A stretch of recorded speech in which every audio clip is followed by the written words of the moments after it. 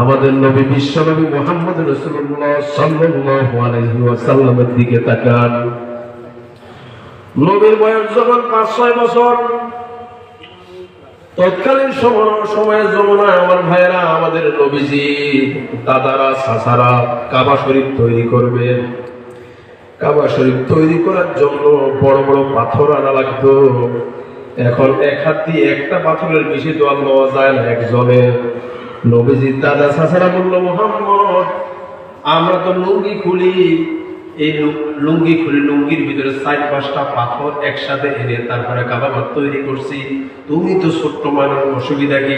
তোমার লুঙ্গিটা হাতে নিয়ে 4-5টা পাথর একসাথে লুঙ্গির ভিতরে নিয়ে তুমিও তো কাবাঘর তৈরি করতে পারো, অসুবিধা কি? তুমি ছোট মানুষ, সমস্যা নাই। আমার ভাইয়েরা, নবীজি আমরা বললো, দাদা সব কিছু সম্ভব, আমি সতর মিস করতে পারবো না। আল্লাহু আকবার। আর আমরা কি করি? হ্যাঁ, আমাদের সতরে কোনো বালাই নেই, জাঙ্গিয়া করে রাস্তায় হাঁটা। কথা বল ঠিক কি? এরকম যুবক নাই? জাঙ্গিয়া করে আল্লাহ সুল একটা উল্লুকের মতো, লোক একটা ভাল্লুকের মতো, জোরে বল ঠিক কিনা? আমার ভাইয়া, নবী করিম সাল্লাল্লাহু আলাইহি ওয়াসাল্লাম তিনি যখন রাজি হচ্ছিলেন না, নবীজির চাচা ডাক দিয়ে বলল, মুহাম্মদ অসুবিধা কি, সমস্যা কি? নবীজি বললেন, অসুবিধা আছে। এক পর্যায়ে নবীজির দাদা নবীজির লুঙ্গি ধরে টান দিলেন। টান দেওয়ার সঙ্গে সঙ্গে যখন লুঙ্গি খুললো, আমার আল্লাহ আমার রাসূলকে শেষ করে জমিনে শোয়াই দিলেন। তারপরে আমার আল্লাহ আমার রাসূলকে সতর্কবিহীন অবস্থায় থাকতে চান না। বালে হওয়ার আগেও চান না, বালে হওয়ার হয়তো প্রশ্নই আসে না। জোরে কম ঠিক কিনা? এখন আমাদেরকে ওই সুন্নতকে মানার দরকার আছে না নাই? আরো আছে, বলেন আছে না নাই? এবার লক্ষ্য করে আমার ভাইরা, আরেকজন নবীর কথা শোনাই আপনাদেরকে। আল্লাহ নবীর আরেকজন সাহাবী হযরত মুসা আলাইহিস সালাম, নাম শুনছেন নাকি ঘুমাইতেছেন? হযরত মুসা আলাইহিস সালাম খুব তেজি নবী ছিল নাকি? পৃথিবীতে তাফসীরের ভিতরে পাওয়া যায় দুনিয়াতে 2জন মানুষ ছিল খুব জিদি। কয়জন? 2জন। একজন হলো মুসা আলাইহিস সালাম, আরেকজন হলো হযরত ওমর রাদিয়াল্লাহু তাআলা আনহু। যেখানে উম্মাহ ওখানে চাই। কথা বল ঠিক। মুসা আলাইহিস সালাম যে জায়গায় অন্যায় ওই জায়গায় চাই। আজরাইলের মতো লোককে মুসা সাইজ করে। কথা বুঝেন না? আমার ভাইরা, ফেরাউনের মতো আমার ভাইরা সৈরাসারকে মুসা সাইজ করে। কথা বলা ঠিক কিনা? কেমন সাইজ? মুসা আলাইহিস সালামের দরবারে ঢুকছে, সালাম কালাম নাই, অন্যায় করেছে, তার কারণে থাপ্পড়। আজরাইলে সাইজ করছে না? আজরাইলে ফেরাউনের জন্ম থেকেই সাইজ নাকি? মুসা আলাইহিস সালাম জন্ম থেকেই কি থাপ্পড়? আমি হাদিসে পাইছি 4বার থাপ্পড় খাইছে। বল, মুসা আলাইহিস সালামের থাপ্পড় 4বার খাইছে বেরাও। কয়বার? 4বার খাইছে বেরাও। যতবারই থাপ্পড় দিছে জায়গার ভিতরে ফেরাও ঘুরতেছে। ঘুরে কয়, এই আসিয়া কারে ঢুকাইছে? লম্বা ঘটনা, এত কথা বলার তো টাইম নেই। কারে ঢুকাইছে করে এত আদর্শ মহব্বত দিয়ে ঘরে ঢুকাইছে। ও তো দেখি, ও তো মনে হয় এটাই তো মনে হয় মুসা নাকি? এটাই তো মনে হয় মুসা। আসিয়া তিনি বললেন, শোনেন, আপনি তো রাগ করেন না, আপনার তো পোলাপান নেই, সুতরাং আপনি যদি আপনার তো পোলাপান নেই, আপনি যদি বলে যান আপনার গদিটা আপনার এই ছেলেতে ফোন করবে। কথা বুঝেন না? কিন্তু যখনই ফেরাউন কি করছে, অন্যায় করছে, সাথে সাথে মুসা আলাইহিস সালাম কি করছে? থাপ্পড় দিয়ে সাইজ করছে। আজও পৃথিবীতে যারা মুসার উত্তরসূরি আছে, কথা শুনতেছে, যারা আজও পৃথিবীতে মুসার উত্তরসূরি আছে, ফেরাউন মার্কা সৈরাসারকে এক থাপ্পড় মেরে দিল্লিতে ভাড়ায় দেয়। জোরে বলেন ঠিক কিনা? যারা মুসার উত্তরসূরিদের সাথে বেয়াদবি করে, ওদের শান্তি বাংলাদেশে হবে না। জোরে বলেন ঠিক কিনা? বাংলাদেশে যারা আলেম ওলামা আছে আমার ভাইয়েরা, এরা কি মুসার উত্তরসূরি? আস্তে করে এরা কি? সুতরাং যদি বেয়াদবি করো সাইজ। জোরে বলেন ঠিক কিনা? এমন সাইজ করে করা হবে, বাংলার জমিনে জায়গা হবে না, আমেরিকায় থাকা লাগবে। জোরে বলেন ঠিক কিনা? আল্লাহ আমাদের বোঝার তৌফিক দেন, বলি আমি। মুসা আসলাম অন্যায় যেখানে সাইজ, কি বলছি আমি বুঝেন না কথা, অন্যায় যেখানে সাইজ সেখানে আজরাইলের পর্যন্ত সাইজ করে, কথা বুঝেন না কেমন জিদ। 2 নম্বর জিদওয়ালা ব্যক্তি ছিল কে? হযরত ওমর রাদিয়াল্লাহু তাআলা। অন্যায় যেখানে সাইজ সেখানে, জোরে ঠিক কিনা? মুসা আলাইহিস সালাম একবার 4-5 দিন গোসল করে না। সতর্ক একেবারে লক্ষ্য করুন, যেখানে যায় আসবো আপন জায়গায়, ঠিক আছে তো না? ঘুমাচ্ছেন আপনারা? হযরত মুসা আলাইহিস সালাম একবার 4-5 দিন গোসল করে না, গোসল করা দরকার। এদিকে আবার ফেরাউন মুসা আলাইহিস সালামকে বলল, এর ঘটনা কি? মুসা আলাইহিস সালাম, মুসা তো গোসল টোসল করে না, পরে একটা লুঙ্গিও করে না, আমার মনে হয় মুসার একটা রোগ জন্মিছে শরীরে। কি জন্মিছে? একটা রোগ জন্মিছে শরীরে। তো নেতারা বলতেছে, মন্ত্রীরা বলতেছে, জনাব জাহাপনা সেটা কি রোগ? কারো কাছে বলা যাবে না। মুসার এক্সট্রা ব্যারাম আছে, বিসি একটা ছোট একটা বড়। কথা বলে আমাদের সমাজের ভিতরে এক্সট্রা ব্যারাম আছে না? কথা বলে ওই যে মামার বাড়িতে মামারা এনে, তারপরে আমাদের ছাত্র সিস্টেম ছিল আর কি, বিসি একটা ছোট একটা বড় হলে মামারা এনে, তারপরে আইলে সিবা রাখালদের সিপ আছে না, ওই সিপ দিয়ে গুতা দেয়, তাই না? তারপরে নাকি রোগ ভালো হয়ে যায়। ওইরকম এক্সেরা বেরাম আমাদের সমাজে আছে না? ফেরাউন বললো মুসা আলাইহিস সালামের এক্সেরা বেরাম। আসলে কি এক্সেরা বেরাম না? সব ঠিক আছে? কথা কারা সব ঠিক আছে কিনা? আজও পৃথিবীতে আমার ভাইয়েরা মনে কিছু নেবেন না, মুসার উত্তরসূরিদেরকে অনেকে কিন্তু গাল দেয় নাকি? সব কিছু ঠিক আছে আমার ভাইয়েরা, মুসা আলাইহিস সালামের মতো মুসার উত্তরসূরিরা চুরি করে না, ডাকাতি করে না, জেনাকার করে না, জেনা করে না, তারপরেও মুসার উত্তরসূরিদেরকে বলা হয় জেনাকার। মুসার উত্তরসূরিদেরকে জেনাকার বলা হয় না। কোন কথা থেকে কোন কথা আছে আমার ভাইয়েরা? পৃথিবীতে যারাই মুসা আলাইহিস সালামের উত্তরসূরি থাকে, বিশ্ব নবী মুহাম্মদ সাল্লাল্লাহু আলাইহি ওয়াসাল্লামের পরিপূর্ণ সুন্নতের উত্তরসূরি থাকে, আমাদের নবীর উত্তরসূরি যারা থাকে, তাদের বিরুদ্ধে আমার ভাইয়েরা ওই যে ফেরাউন মার্কা মানুষগুলি আছে না নাই? আর আসতে বলেন আছে না নাই? এদের কোনো কাজ কাম নাই, এরা শুধু হুজুরকে পিছনে লাগে। কথা কয় কিসের পিছনে লাগে? হুজুরের নাকি বলল কি কয় কথা কয়। এটা কিন্তু এই যে হুজুর করে গালি গালাজ করে, এটা কিন্তু ফেরাউনের থেকে আসছে, আবু লাহাব থেকে আসছে, আবু জাহেল থেকে আসছে, আমার ভাইরা হামান সাদ্দাত এদের থেকে আসছে। জোরে করে ঠিক না? এরা নবীদের বিরুদ্ধে লাগি থাকতো। এখনো কিছু মানুষ আছে আমার ভাইরা, আল ওলামা ওয়া রাসূলুল আম্বিয়া, আমার ভাইরা আলেম ওলামার পিছনে লেগে থাকে। জোরে করে ঠিক না? কোন মৌলবাদী? আমি কিন্তু মৌলবাদী গেলে খুশি হই ভাই, বুঝেন না কথা? আচ্ছা, আমরা যারা হুজুর আছি, আমরা কি মূলে আছে না আগায় আছে? ওই কথা বলো, মূলে না আগায়? এই কোরআন কি মূল না? মূল না নকল? আসল না নকল? হাদিস মূলে আছে না আগায় আছে? কথা বলো। তাহলে আলেমরা মূলে আছে, আলেমরা আছে কোরআন হাদিস নিয়ে, তাহলে আলেমরা কোরআন হাদিস যেহেতু মূল, আলেমরাও মূল, তাহলে আলেমরা গাছের মূলে আছে। জোরে করে ঠিক কিনা? কথা বলা ঠিক কিনা? তোমরা এত মৌলবাদী করো আমার ভাইরা, তোমরা গাছের আগায় থাকো। জোরে করে ঠিক কিনা? যারা আলেমদেরকে গাল দেয় আমার ভাইরা, আমি বলতেছি আমার ভাইরা, তাদের অবস্থান বাংলাদেশে হবে না। জোরে করে ঠিক কিনা? আলেম আছে যেখানে আমরা থাকবো, আর বাস্তবের হুজুর আছে যেখানে আমরা থাকবো। আল্লাহ পাক তৌফিক দেখ বলি আমি। তাহলে ফেরাউন গাল দিছিল কি? সব ঘুমাইতেছে। ফেরাউন কি বলছিল? কিছু একটা ছোট একটা বড় নাকি? আমার ভাইয়েরা, মুসা আলাইহিস সালাম সে ভাবলো, তিনি ভাবলেন এই যে ফেরাউন আমাকে গাল দিল, বেশি একটা ছোট একটা বড়, আমার তো আসলে সবই ঠিক আছে। আল্লাহর কাছে যাইয়া বলে, আল্লাহ এই যে ফেরাউন আমাকে গাল দিল, বেশি একটা ছোট একটা বড়, আসলে আমার তো উপরে নিচে বেশি সবগুলি ঠিক আছে, কিন্তু সে গাল দিল কেন? আপনি যে একটা লাঠি দিয়েছেন, আপনি আদেশ করেন, আমি তাহলে সাইজ করি। কথার কি লোড বুঝতেছেন? ভাই উঠেন গেল, ভাই উঠেন গেল। আসবেন ইনশাআল্লাহ। 1 নম্বর 2 নম্বর 3 নম্বর কাম সারা নাকি আল্লাহ তৌফিক দেখ বলি আমি। আমার ভাইরা, মুসা আলাইহিস সালাম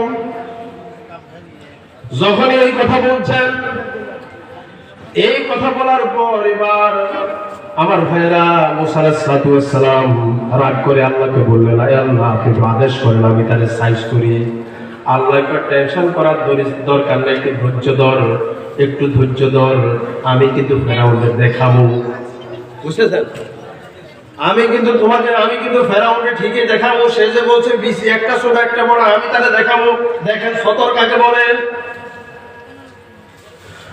আমার ভাইরা, মুসা আলাইহিস সালাম একদিন 4-5 দিন যে গোসল করে না, সেই শুরুর কথা। তার গোসলের প্রয়োজন হলো। গোসলের প্রয়োজন হওয়ার সঙ্গে সঙ্গে তিনি গোসল করতে যাবেন। দেখলেন বড় একটা নদী, গোসলের প্রয়োজন হবে, চতুর্দিকে নজর করলেন, কিন্তু কোনো মানুষ নাই, জনমানব শূন্য এলাকা। মনে করছেন এটাই হলো সুবর্ণ সুযোগ, এই সুযোগে গোসলটা সারতে পারি কিনা দেখি। চতুর্দিকে নজর করে দেখবেন কোনো মানুষ নাই, জনমানবহীন এলাকা। আস্তে করে চতুর্দিকে নজর করে এবার তিনি আমার ভাইরা নদীর পাড়ে দিয়ে আস্তে করে পানিতে নেমে পড়লেন। পরনে ছিল লুঙ্গি, লুঙ্গিটা খুলে মুসা আলাইহিস সালাম কোন জায়গায়? সব ঘুমাচ্ছেন কোন জায়গায়? পানির ভিতরে। কথা বুঝেন না? এই থেকে আমার ভাইয়েরা পাশে ছিল একটা পাথর, নদীর পাশেই ছিল আরেকটা পাথর। আমার ভাইয়েরা মুসা আলাইহিস সালামের সেই লুঙ্গিটা পাথরের উপরে রেখে মুসা আলাইহিস সালাম পানির নিচে চলে গেলেন। এই ভাবে দিয়ে আমার আল্লাহ পাথরকে অর্ডার করে দিলেন, এই পাথর তুই হাঁটা শুরু কর। সুবহানাল্লাহ বলবেন না? পাথর কার কথা শোনে? আরো আসতে বলেন, কার কথা? মুসা আলাইহিস সালাম আছে কোন জায়গায়? পানির নিচে। পানির থেকে উঠে নজর করে দেখে পাথরও নাই, লুঙ্গিও নাই, মেজাজ কি কম আছে না খারাপ? আরো আসতে বলেন। যখন উঠে দেখে আমার ভাইরা ওই পাথরও নাই, লুঙ্গিও নাই, এদিক সেদিক তাকাইয়া দেখে পাথর দৌড়াচ্ছে। কি রে ঘটনাকে পাথর দৌড়ায়?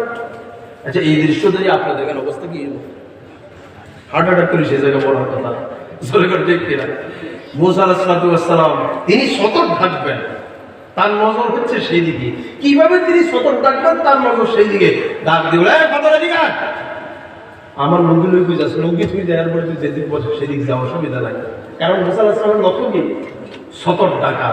বলেন তো দেখি, সতর্ক ডাকা নফল না ফরজ? কথা বলে নফল না ফরজ?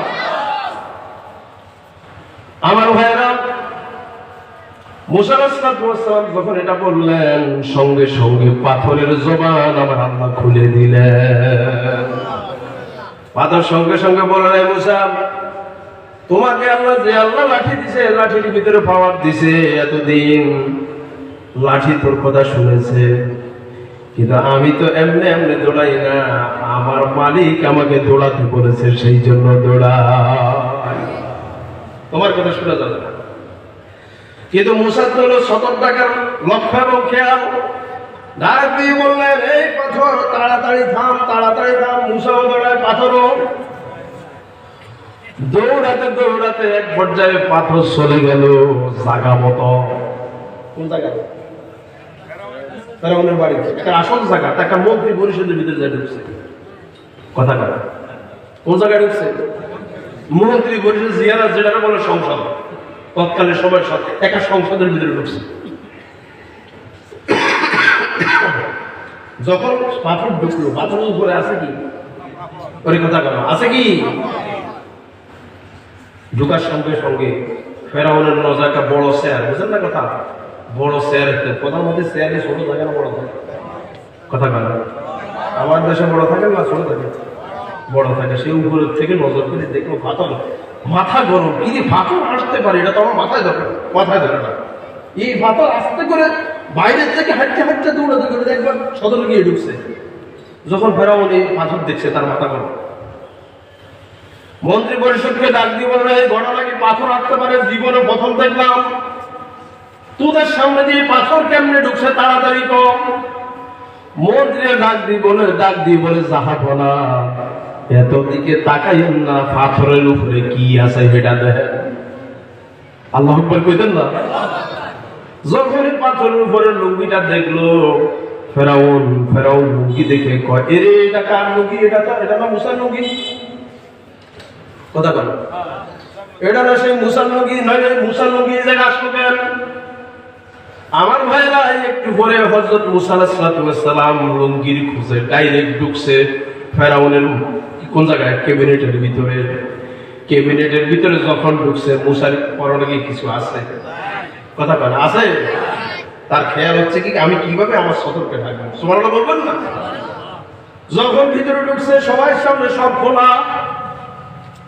এবার ফেরাউন ডাক দিয়ে বলে, কিরে আমি যা দেখলাম এতদিন ধরে তোরা আমার হুদাও তো মিশা কথা মুসার নামে বইলা এতদিন আমার ডাঙ্গো পায়ার বানাইছস, আসলে তো মুসার উর্বে নিচে সবই ঠিক আছে। আল্লাহ বলবেন না? এই জন্য আমার ভাইয়েরা সতর ঠিক রাখা নফল না ফরজ? আর বাস্তব সতর ঠিক রাখা নফল না ফরজ? এই ফরজ লঙ্ঘন করলে আল্লাহর গজব আসে। কি আসে? আর বাস্তব বলেন কি আসে? কদিন আগে একটা নাড়া দিছে না আল্লাহ, আপনার টাইম পান না? ভূমিকম্প মাত্র 5.8 জরিগান, ঠিক কি? এই নাড়া ঠেলে আমার ভাইয়েরা অনেক স্ত্রী ধুইয়া পোলা ভাই ধুয়ে বাজিয়ে গেছে। এরকম স্বামী আছে ছিল না আমার ভাইয়েরা? আমি মনে করি যে স্ত্রী ধুইয়া স্বামী শুয়াও, আমি স্ত্রী ধুইয়া বাল বাচ্চা ধুইয়া 3 তলা থেকে যে স্বামী নিচে আসছে ভূমিকম্প শেষ হওয়ার পর, এই স্বামী যখন ঘরে ঢুকছে তার ঘরের ভিতরে দ্বিতীয় আরেকটা ভূমিকম্প হওয়ার সম্ভাবনা আছে। আমার কথা কি লোড বুঝেন নাই? আপনার স্ত্রী ডাক দিয়ে বলবে, বেটা তুই গিয়ে স্বামী আমার বাইরে গেলে কি নিজের জান বাঁচানোর জন্য, যে আমার জান প্রাণ দিয়ে কি ঘর বসান, ঘরের ভিতরে আরেকটা ভূমিকম্প হওয়ার সম্ভাবনা আছে না? 5.8 ভূমিকম্পের কারণে আমাদের অবস্থা এমন। যদি 6 বা 8 বা 7 বা 9.8 ভূমিকম্প হয়, এই বাংলাদেশে কি বিল্ডিং একটাও থাকবে? কথা বলে একটাও থাকবে? আল্লাহ পাক বলেন, সতর যদি ঠিক না থাকো, সতর যদি ঠিক না রাখো, তাহলে কিন্তু আমার গজবের অপেক্ষায় থাকো। বাংলাদেশে এক সাইডে আছে এই যে আপনাদের পাশেই বঙ্গোপসাগর। কথা বলেন, এই বঙ্গোপসাগর দেখতে যেমন সুন্দর, এটার ভিতরে আবার বিপদের কারণ আছে না নাই? আরো আসতে বলেন আছে না নাই? গত মাসে আমি বেতুয়া গেলাম, দিনের বেলা কই থাকবো, এই জন্য আমি একটু কক্সবাজার গেলাম ঘুরতে। ওই সময়টা কই কাটাই, কক্সবাজারের পাশে যে চেয়ারগুলি আছে ঘন্টায় 30 টাকা। কয়টা? 2 ঘন্টা নিলাম। আমি একটু বসে আল্লাহর সৃষ্টি দেখতেছি, মনে মনে হঠাৎ করে প্রশ্ন আসলো, এই যে আল্লাহর সৃষ্টি দেখা যায়, কত সুন্দর সৃষ্টি আছে, বাতাসটা আসতেছে, এটা নাতিশীতোষ্ণ আলাদা করে যা ঠান্ডা করা বাতাস, জোরে কম ঠিক কিনা? কিন্তু আমার মনে আসলো আরেকটা, পোলাপাইনগুলি যুবক যুবতীগুলি বাতাস খায়। আমার মনের ভিতরে প্রশ্ন আসলো আরেকটা, এই বাতাসের ভিতরে আল্লাহর গজব আছে না নাই? আরো আছে না? নাতিশীতোষ্ণ বাতাস আসে।